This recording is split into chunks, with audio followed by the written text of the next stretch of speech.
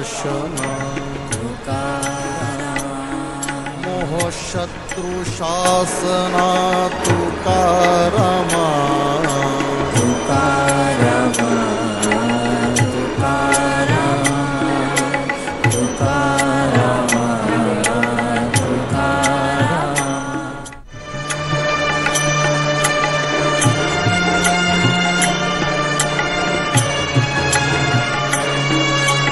तुकारामा तुकारामा तुकारामा तुकारामा तुकारामा तुकारामा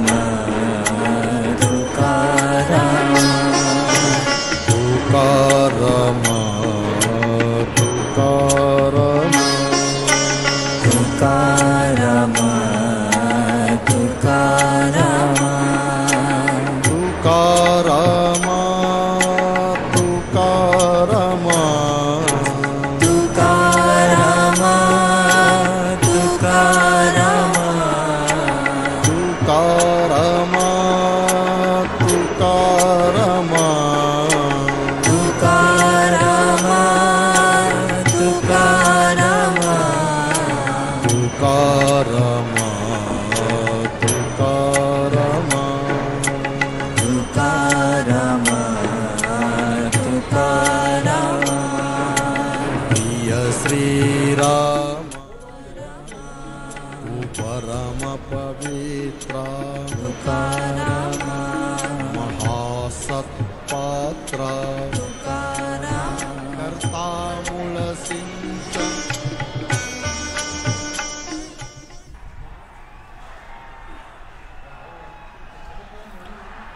तो प्रधानमंत्री नरेंद्र मोदी महाराष्ट्र के दौरे पर हैं और इस वक्त ये सीधी तस्वीरें आप पुणे से देख रहे हैं।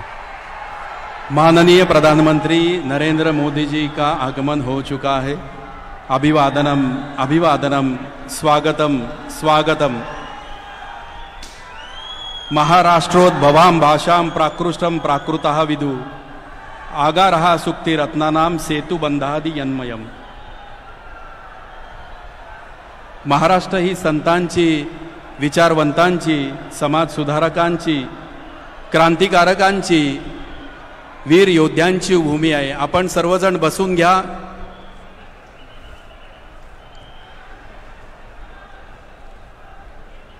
पंढरपूरच्या विठ्ठलाच्या दर्शनाच्या ओढीने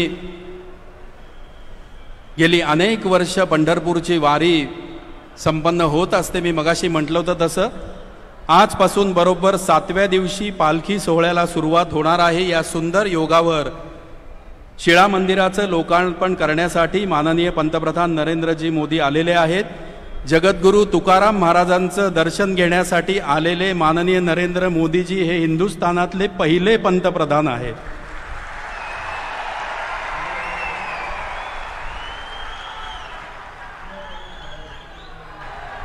महाराष्ट्राने 2 मंत्र दिलेत। महाराष्ट्राने जगद्गुरु तुकाराम महाराजांनी दिलेला जय जय रामकृष्ण महाराजांनी दिलेला जय आणि छत्रपती शिवाजी महाराजांनी धाडकऱ्यांना दिलेला महाराजांनी हर हरना दिलेला मंत्र हर हर महादेव।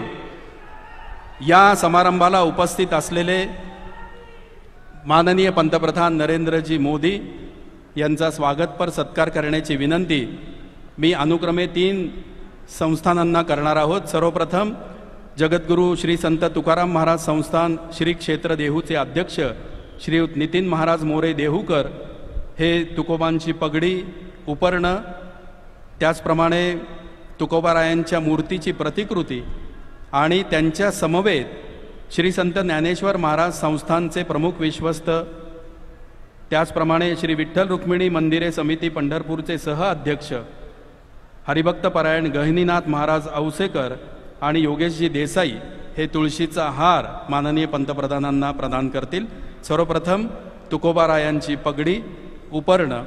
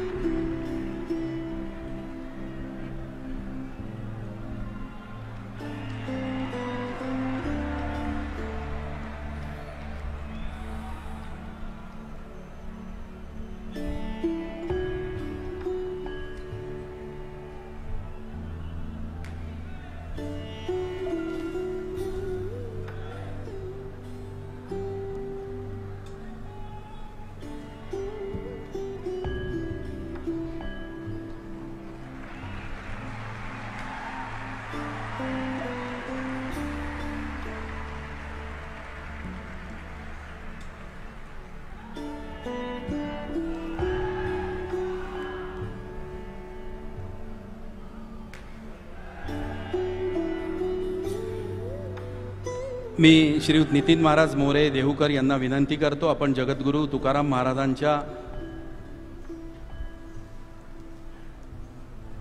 मूर्तीची प्रतिकृती प्रदान करावी. तत्पूर्वी माननीय पंतप्रधान सगुण निर्गुणाचे टाळ आणि ब्रह्ममायेच्या चिपळ्या स्वीकार करून त्याचं 1-2-3 सेकंद वादन करून यानंतर श्रीयुत नितीन महाराज मोरे देहूकर हे जगद्गुरू तुकाराम महाराजांच्या मूर्तीची प्रतिकृती माननीय पंतप्रधानांना प्रदान करतायत.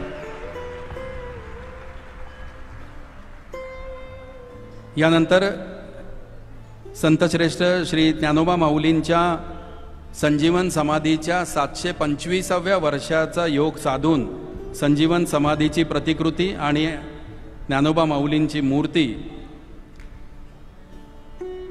श्री क्षेत्र आळंदी संस्थानचे प्रमुख विश्वस्त योगेशजी देसाई आणि सर्व मान्यवर माननीय पंतप्रधान नरेंद्रजी मोदी यांना प्रदान करत आहेत.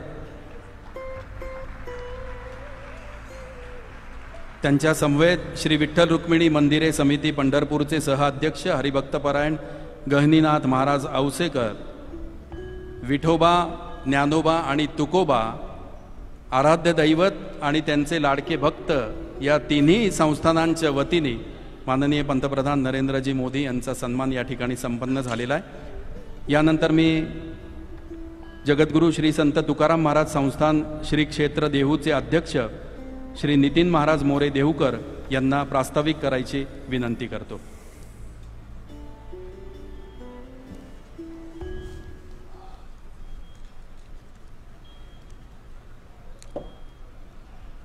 श्री संतांची या माथा चरणावरी साष्टांग करी हे दंडवत, विश्रांती पावलो संभाळा उत्तरी, वाढले अंतरी प्रेमसुख. आज जगद्गुरू संतश्रेष्ठ तुकाराम महाराजांच्या तपाने पावन झालेल्या पुण्यभूमी देहूनगरीमध्ये शिळा मंदिराच्या लोकार्पण सोहळ्यासाठी व वारकऱ्यांशी भक्तिप्रेमाचा संवाद करण्यासाठी देशातीलच नव्हे तर जगातील मानवाचे प्रेरणा स्त्रोत असलेले आपल्या देशाचे लाडके पंतप्रधान माननीय नरेंद्रजी मोदी साहेब यांचे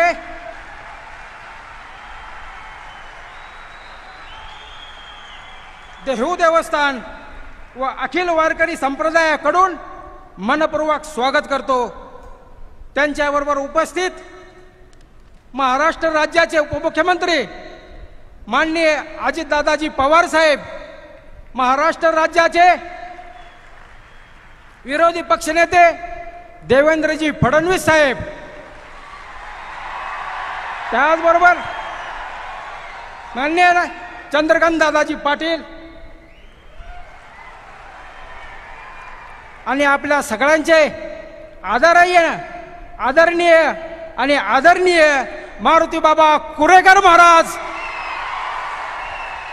या सर्वांचं मी या ठिकाणी आपल्या सर्वांच्या वतीने स्वागत करतो. आणि जगद्गुरू तुकोबारायांच्या शिळामिंदारा बाजू सांगण्याच्या धाडस करतो की जगद्गुरू तुकोबारायांची अभंगाची गाथा तमाम सर्व नागरिकांना, देशवासियांना, जगवासियांना प्रेरणादायक असताना सुद्धा ज्यावेळेस जगद्गुरू तुकोबारायांची गाथा इंद्रायणी नदीच्या डोहामध्ये बुडवण्यात आली आणि त्यानंतर जगद्गुरू तुकोबाराय 13 दिवस एका शिळेवरती अनुष्ठानासाठी बसले होते. तोच दैवी चमत्कार असा घडला की इंद्रायणी मातेला तीर्थक्षेत्राचा दर्जा मिळाला.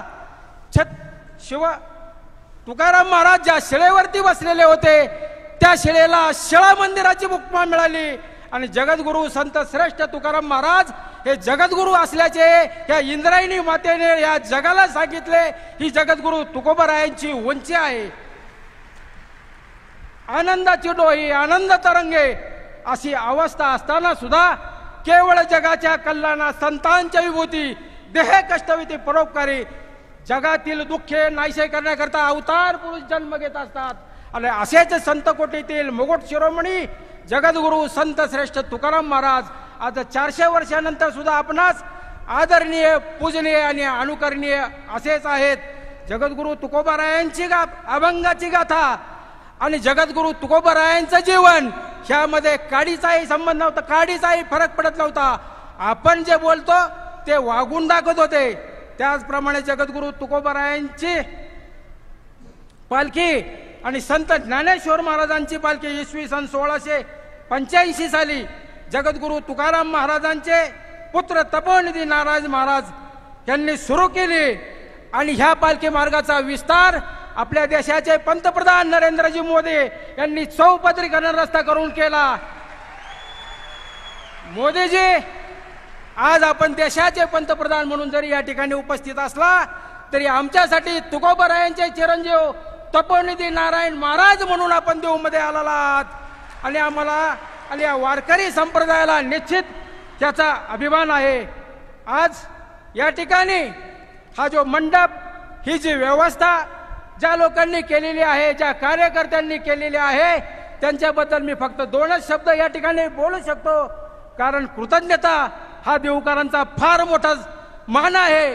वाऱ्या हाती चाले माप सज्जनाचे, कीर्तिमुखी त्यांचे नारायण. खरोखर आज आपल्या सर्वांची व्यवस्था करण्यात आलेली आहे. आणि हे व्यवस्था करणारे आमचे मावळचे माजी आमदार माननीय बाळासाहेब बेगडे, मी आपला फार फार ऋणी आहे. रामकृष्ण हरी.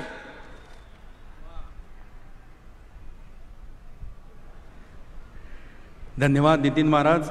यानंतर मी महाराष्ट्र राज्याचे विरोधी पक्षनेता माननीय श्री देवेंद्रजी फडणवीस यांना मनोगत व्यक्त करायची विनंती करतो. बोला पुंडलिक वरदा हरी विठ्ठल श्री ज्ञानदेव तुकाराम पंढरीनाथ भगवान की जय.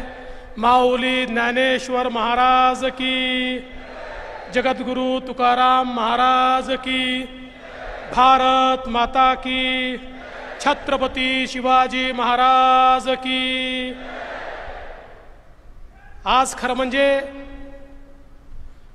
आपल्या सर्वांकरता हा अत्यंत आनंदाचा आणि अभिमानाचा सोहळा आहे की प्रत्यक्ष जगद्गुरु तुकाराम महाराजांच्या शिळा मंदिराच्या उद्घाटन प्रसंगी आपल्यामध्ये भारत देशाचेच नाही तर अखिल विश्वामध्ये सर्वाधिक लोकप्रिय असलेले पंतप्रधान आदरणीय नरेंद्र मोदीजी या ठिकाणी आले आहेत. मी त्यांचं स्वागत करतो. मंचावर उपस्थित महाराष्ट्राचे उपमुख्यमंत्री माननीय अजितदादा पवार, आमचे अध्यक्ष माननीय चंद्रकांतदादा पाटील, त्याचप्रमाणे विशेष रूपानं या ठिकाणी उपस्थित आपल्या सर्वांचेच अतिशय ज्येष्ठ मारुतीबुवा कुरेकर महाराज, त्याचप्रमाणे या मंदिर समितीचे अध्यक्ष नितीन महाराज मोरे, आचार्य तुषार भोसले, मंचासमोर बसलेली सर्व विद्वज्जन, सर्व संतगण आणि उपस्थित सर्व माझ्या वारकरी भगिनी आणि बंधूंनो, आपल्या सर्वांना जय हरी. मी स्वतःला अतिशय भाग्यशाली समजतो. कदाचित मागच्या जन्मात कुठली तरी पुण्याई केली असेल म्हणून आज या मंदिराच्या उद्घाटन प्रसंगी माननीय मोदीजींसोबत मला देखील उपस्थित राहता आलं. मी खरोखर नितीन बुवा आपले अतिशय मनापासून आभार मानतो. पवित्र ते कुळ, पावन तो देश, जिथे हरीचं दास घेती जन्म, कर्म धर्म त्याचे झाला नारायण, त्याचेनी पावन तिन्ही लोक.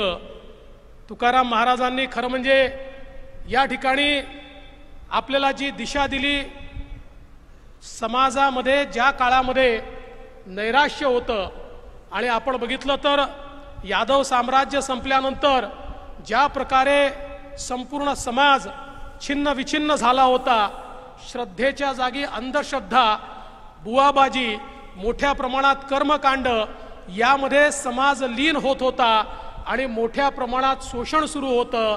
त्यावेळी भागवत धर्माची पताका हातात घेऊन आमच्या संतांच्या मांडियाळींनी या महाराष्ट्र धर्माला पुन्हा जागृत केलं, भागवत धर्माला जागृत केलं आणि खऱ्या अर्थानं या ठिकाणी ज्ञानेश्वर माऊलींनी पाया रचला, पण त्याचे कळस झाले ते जगद्गुरू तुकाराम महाराज.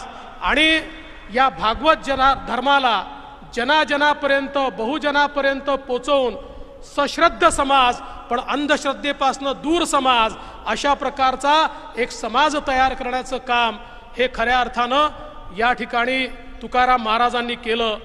शब्दची आमुच्या जीवाचे जीवन, शब्द वाटू धन जनलोकी.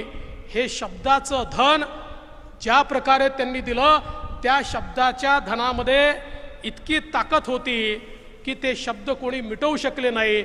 इंद्रायणी डुबवा की शिळेनी बंद करा, पण ते तुकोबारायांचे शब्द होते. ते शब्द पुन्हा वर आले आणि त्या शब्दाने जनाजनाला व्यापून घेतलं. आणि म्हणून मला असं वाटतं की आजही तो जो मार्ग त्यांनी दाखवलाय त्या मार्गाने चालण्याचं कामच आपले पंतप्रधान करतायत. जे का रंजले गांजले त्यांसी म्हणे जो आपुले, तोची साधू ओळखावा देव तेथेची जाणावा. हाच मंत्र पंतप्रधानांनी स्वीकारला आणि गरीब कल्याणाचा अजेंडा घेऊन रंजल्या गांजल्यांकरता काम करणारे आपले पंतप्रधान हे खऱ्या अर्थानं वारकरी आहेत. कारण वारकऱ्यांमध्ये कोणी मोठं नसतं, कोणी छोटं नसतं, सगळे वारकरी सेवक असतात. आपले पंतप्रधान प्रधान सेवक आहेत. त्यामुळे सबका साथ, सबका विकास, सबका विश्वास, सबका प्रयास हेच तर वारकरी संप्रदाय सगळ्यांना सांगतो. आणि तेच सांगण्याचं काम माननीय पंतप्रधान मोदीजी करतायत. आणि विशेषतः संपूर्ण जगाकरता जे पसायदान मागितलं आणि संपूर्ण जग आपलं आहे असं जे ज्ञानेश्वर माऊलींनी सांगितलं, त्या जगाला आपलं मानून कोरोनाच्या काळामध्ये संपूर्ण जगाला या ठिकाणी वॅक्सिनचा पुरवठा करण्याचं काम माननीय मोदीजींनी केलं. आणि भागवत धर्माचा जो विचार आहे तो विचार सामान्य माणसापर्यंत त्यांनी पोचवला. आज खरं म्हणजे त्यांचंच भाषण ऐकण्याकरता आपण सगळे या ठिकाणी आलेलो आहोत.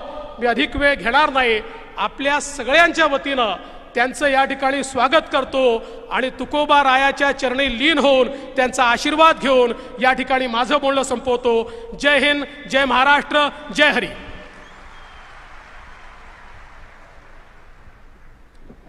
निवृत्ती ज्ञानदेव सोपान मुक्ताई एकनाथ नामदेव तुकाराम ईश्वरनिष्ठांच्या मांदियाळीमध्ये 18 पगड जातींना सामावून घेणारा पंढरपूरचा विठ्ठल, ज्याच्यामध्ये नरहरी सोनार आहे, सावता माळी आहेत आणि चोखोबा आहेत.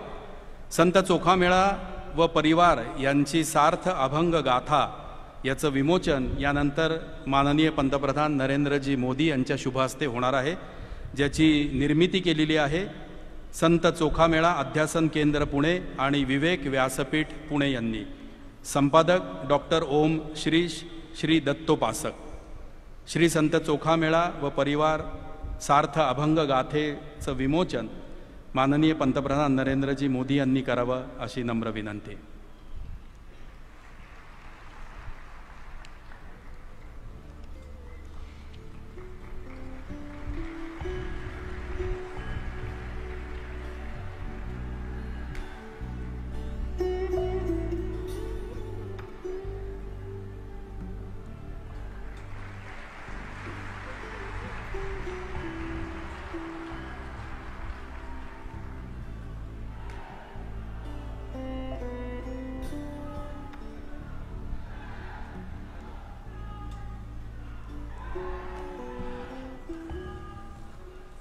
माननीय नितीन महाराज मोरे आणि देवेंद्रजींनी आत्ता सांगितलं की माननीय मोदीजी इथे एक भक्त, एक वारकरी म्हणून आलेले आहेत. जगद्गुरू तुकाराम महाराजांचा अभंग आहे, खेळ मांडियेला वाळवंटी ठाई नाचती वैष्णव भाई रे.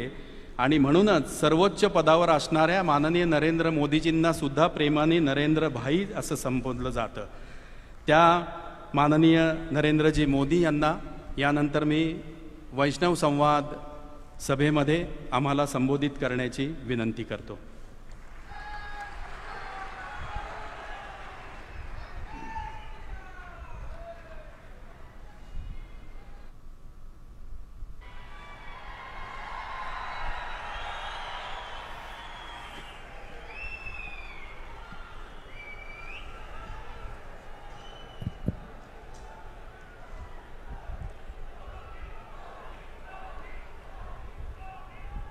श्री विठ्ठलाय नमः।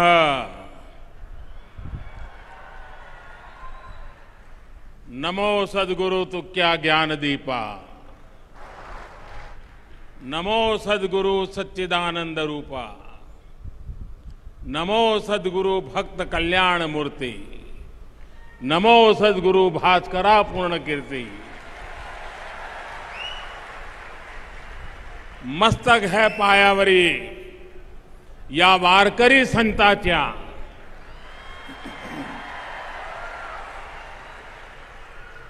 महाराष्ट्र के उप मुख्यमंत्री श्री अजित पवार जी, प्रतिपक्ष नेता श्री देवेंद्र फडणवीस जी,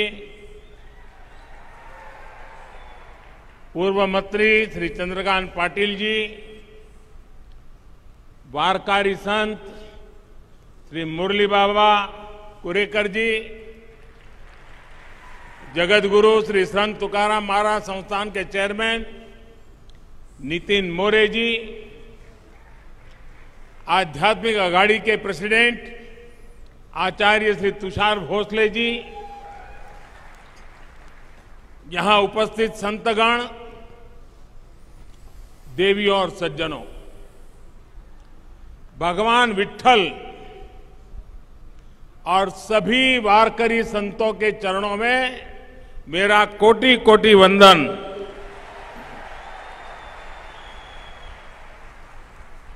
हमारे शास्त्रों में कहा गया है कि मनुष्य जन्म में सबसे दुर्लभ संतों का सत्संग है। संतों की कृपा अनुभूति हो गई तो ईश्वर की अनुभूति अपने आप हो जाती है। आज देहू की इस पवित्र तीर्थ भूमि पर मुझे यहां आने का सौभाग्य मिला और मैं भी यहां वही अनुभूति कर रहा हूं।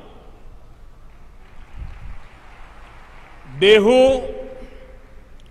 संत शिरोमणि जगतगुरु तुकाराम जी की जन्मस्थली भी है, कर्मस्थली भी है। धन्य देहू गांव पुण्य भूमि ठाव, तेथे नांदे देव पांडुरंग। धन्य क्षेत्रवासी लोकते देवाचे, उच्चारिती वाचे नाम घोष।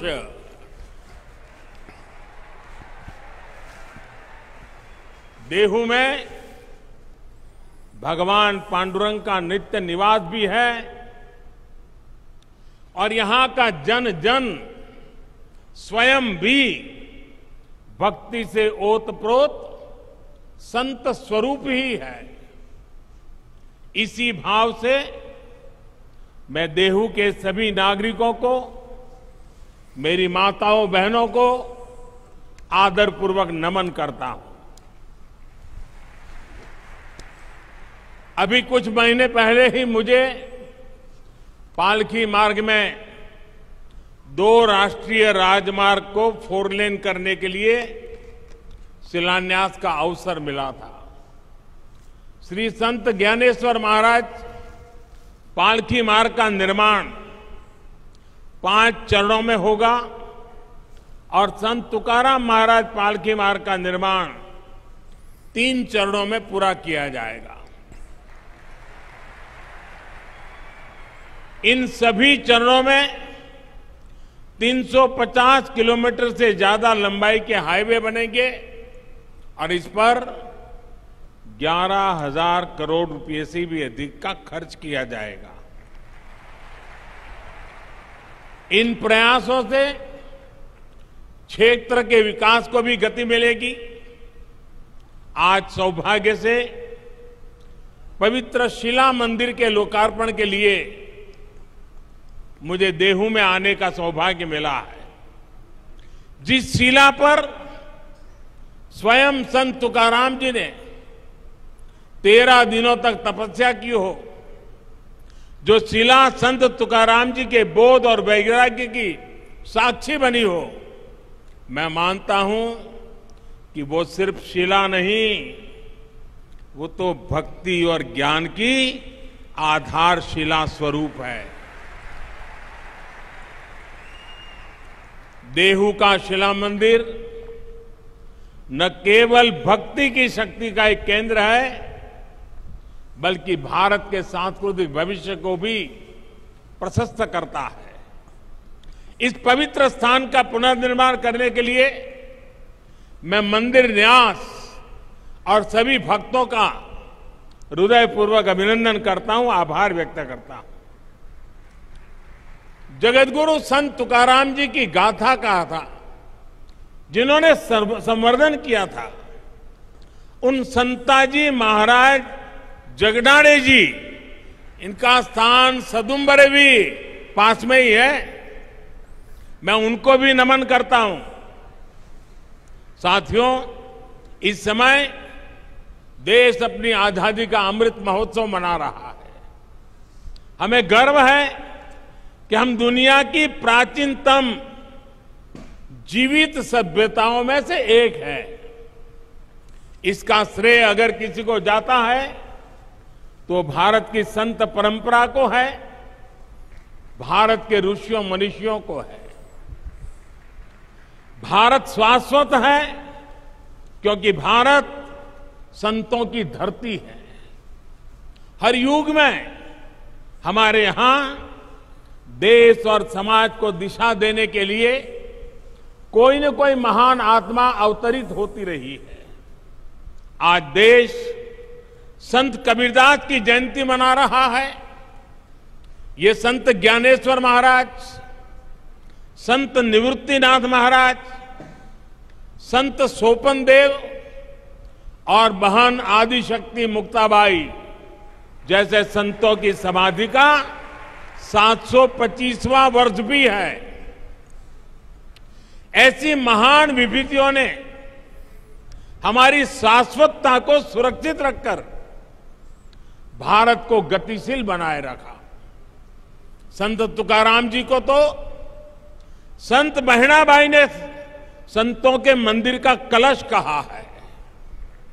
उन्होंने कठिनाई और मुश्किलों से भरा जीवन जिया। अपने समय में उन्होंने अकाल जैसी परिस्थितियों का सामना किया। संसार में उन्होंने भूख देखी, भूखमरी देखी। दुख और पीड़ा के ऐसे चक्र में जब लोग उम्मीद छोड़ देते हैं, तब संत तुकाराम जी समाज ही नहीं बल्कि भविष्य के लिए भी आशा की किरण बनकर उभरे। उन्होंने अपने परिवार की संपत्ति को लोगों की सेवा में समर्पित कर दिया। ये शिला उनके उसी त्याग और वैराग्य की साक्षी है। साथियों, संत तुकाराम जी की दया, करुणा और सेवा का वो बोध उनके अभंगों के रूप में आज भी हमारे पास है। इन अभंगों ने हमारी पीढ़ियों को प्रेरणा दी है। जो भंग नहीं होता, जो समय के साथ शाश्वत और प्रासंगिक रहता है, वही तो अभंग होता है।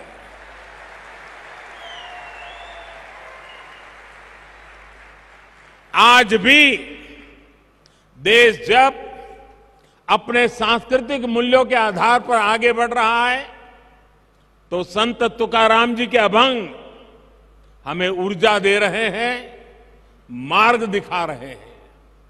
संत नामदेव, संत एकनाथ, संत सावता महाराज, संत नरहरि महाराज, संत सेना महाराज, संत गौरोबा काका, संत चोखा मेला, इनके प्राचीन अभंगों से हमें नित नई प्रेरणा मिलती है। आज यहां संत चोखा मेला और उनके परिवार द्वारा रचित सार्थ अभंग गाथा के विमोचन का भी मुझे सौभाग्य मिला है। इस सार्थ अभंग गाथा में इस संत परिवार की 500 से ज्यादा अभंग रचनाओं को आसान भाषा में अर्थ सहित बताया गया है। भाइयों और बहनों, संत तुकाराम जी कहते थे, ऊंच नीच काहि नेड़े भगवंत,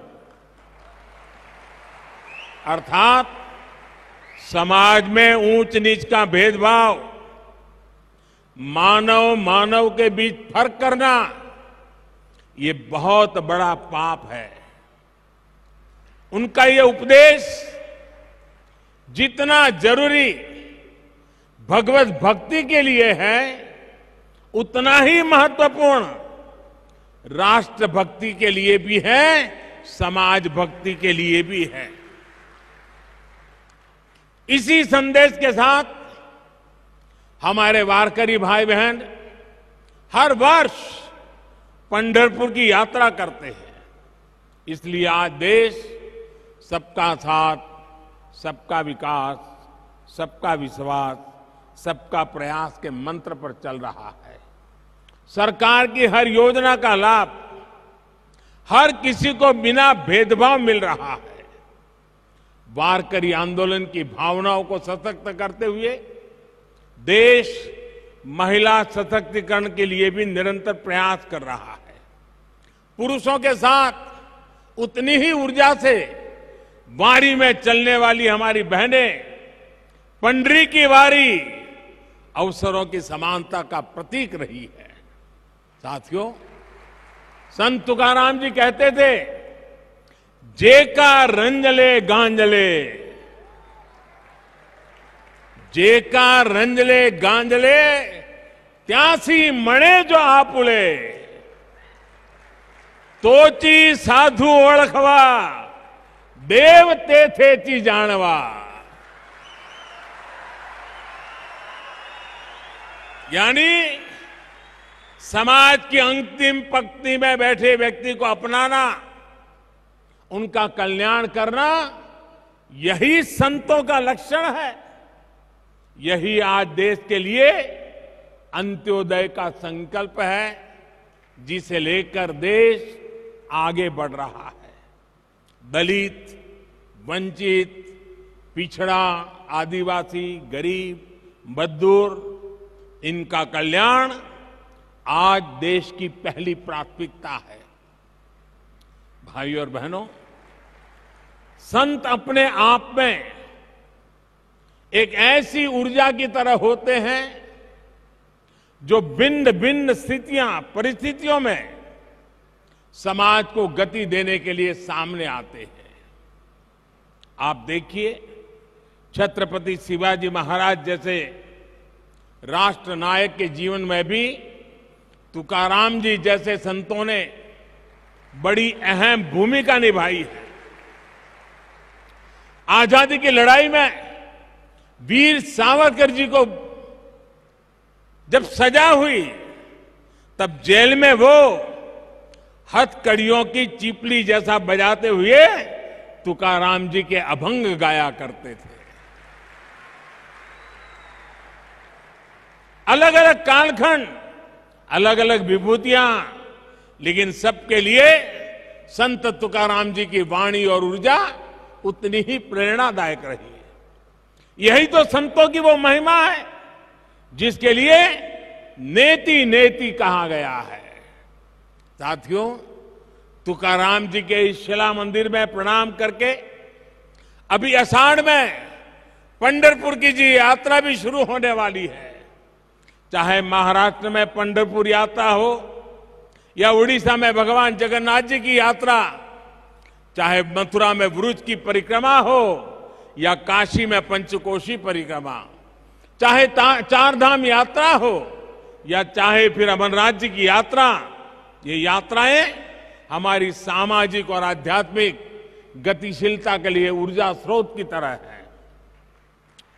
इन यात्राओं के जरिए हमारे संतों ने एक भारत श्रेष्ठ भारत की भावना को जीवंत रखा है। विविधताओं को जीते हुए भी भारत हजारों वर्षों से एक राष्ट्र के रूप में जागृत रहा है, क्योंकि ऐसी यात्राएं हमारी विविधताओं को जोड़ती रही है। भाइयों और बहनों, हमारी राष्ट्रीय एकता को मजबूत करने के लिए आज ये हमारा दायित्व है कि हम अपनी प्राचीन पहचान और परंपराओं को चैतन्य रखें। इसलिए आज जब आधुनिक टेक्नोलॉजी और इंफ्रास्ट्रक्चर भारत के विकास का पर्याय बन रहे हैं, तो हमें ये सुनिश्चित कर रहे हैं कि विकास और विरासत दोनों एक साथ साथ आगे बढ़े। आज पंढरपुर पालकी मार्ग का आधुनिकीकरण हो तो चार धाम यात्रा के लिए भी नए हाईवे बन रहे हैं। आज अयोध्या में भव्य राम मंदिर भी बन रहा है। काशी विश्वनाथ धाम परिसर भी अपने नए स्वरूप में उपस्थित है और सोमनाथ जी में भी विकास के बड़े काम किए गए हैं। पूरे देश में प्रसाद योजना के तहत तीर्थ स्थानों और पर्यटन स्थलों का विकास किया जा रहा है। महर्षि वाल्मीकि जी ने रामायण में भगवान राम से जुड़े जिन स्थलों का जिक्र किया है, रामायण सर्किट के रूप में उनका भी विकास किया जा रहा है। इन 8 वर्षों में बाबा साहब आंबेडकर के पंच तीर्थों का भी विकास हुआ है। चाहे महू में बाबा साहेब की जन्मस्थली का विकास हो, लंदन में जहां रखकर वो पढ़ा करते थे उस घर को स्मारक में बदलना हो, मुंबई में चैत्य भूमि का काम हो, नागपुर में दीक्षा भूमि को अंतर्राष्ट्रीय स्तर पर विकसित करने की बात हो, दिल्ली में महापरिनिर्वाण स्थल पर मेमोरियल का निर्माण हो, ये पंचतीर्थ नई पीढ़ी को बाबा साहब की स्मृतियों से निरंतर परिचित करा रही है। साथियों, संत तुकाराम जी कहते थे, असाध्यते साध्य करीता सायास। असाध्यते साध्य करीता सायास, कारण अभ्यास तुकामणे। अर्थात अगर सही दिशा में सबका प्रयास हो तो असंभव को भी प्राप्त करना संभव हो जाता है। आज आजादी के 75वें साल में देश ने 100% लक्ष्यों को पूरा करने का संकल्प लिया है। देश गरीबों के लिए जो योजनाएं चला रहा है, उन्हें बिजली, पानी, मकान और इलाज जैसी जीवन की जीने की मौलिक जरूरतों से जोड़ रहा है। हम उन्हें 100% लोगों तक पहुंचाना है। इसी तरह देश ने पर्यावरण, जल संरक्षण और नदियों को बचाने जैसे अभियान शुरू किए हैं। हमने स्वस्थ भारत का संकल्प लिया है। हमें इन संकल्पों को भी 100% पूरा करना है। इसके लिए सबके प्रयास की, सबकी भागीदारी की जरूरत है। हम सभी देश सेवा के इन दायित्वों को अपने आध्यात्मिक संकल्पों का हिस्सा बनाएंगे तो देश का उतना ही लाभ होगा। हम प्लास्टिक मुक्ति का संकल्प लेंगे, अपने आसपास झीलों, तालाबों को साफ रखने का संकल्प लेंगे तो पर्यावरण की रक्षा होगी। अमृत महोत्सव में देश ने हर जिले में 75 अमृत सरोवर बनाने का भी संकल्प लिया है। इन अमृत सरोवरों को आप सभी संतों का आशीर्वाद मिल जाए, उनके निर्माण में आपका सहयोग मिल जाए तो इस कार्य की गति और बढ़ जाएगी। देश इस समय प्राकृतिक खेती को भी मुहिम के रूप में आगे बढ़ा रहा है।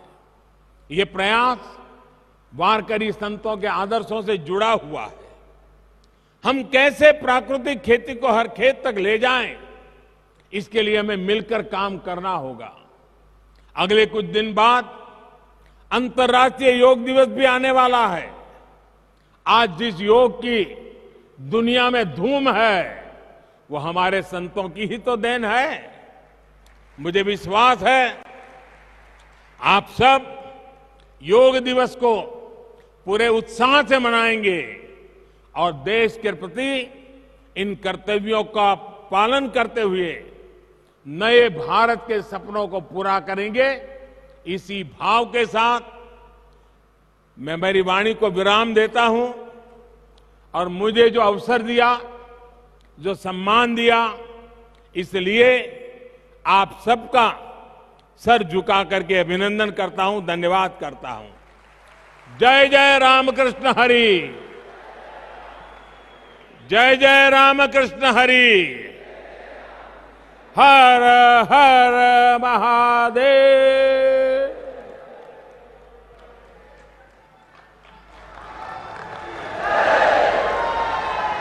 जगद्गुरू श्री संत तुकाराम महाराज संस्थान श्री क्षेत्र देहूच्या वतीने या समारंभाला उपस्थित राहिलेले माननीय पंतप्रधान नरेंद्रजी मोदी, माननीय नामदार अजितदादा पवार, विरोधी पक्षनेते देवेंद्रजी फडणवीस, माननीय चंद्रकांतदादा पाटील, आदरणीय शांतीब्रह्म हरिभक्तपरायण मारुती बाबा कुरेकर आणि आचार्य तुषारजी भोसले या सर्व मान्यवरांचे आम्ही खूप मनपूर्वक आभार मानतो। धन्यवाद।